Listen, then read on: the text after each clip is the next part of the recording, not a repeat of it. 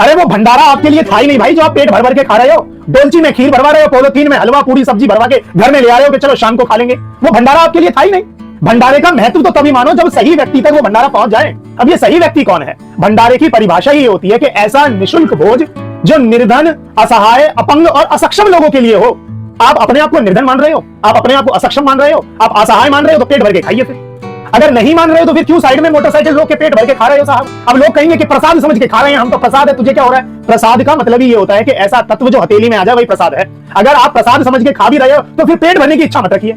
अगर पेट भरा जा रहा है तो फिर वो प्रसाद नहीं है, फिर वो खाना खा रहे हो आप, ये समझिए। इसीलिए आप देख रहे हैं तत्कालीन समय में जो भंडारे हुआ करते थे उसमें करवाने वाले के भीतर एक भाव होता था कि मेरी वजह से गरीब, निर्धन, असहाय, अपंगों को खाना मिलेगा, और उनपे मां अन्नपूर्णा की कृपा होती थी, क्योंकि वो भंडारा नहीं, वो प्रसाद होता। चंदा दिया है, पड़ोसी जो उसके जान पहचान वाले हैं, सबसे बड़ा भाग भंडारे का उसके घर में पहुंच जाता है बिना लाइन में लगे।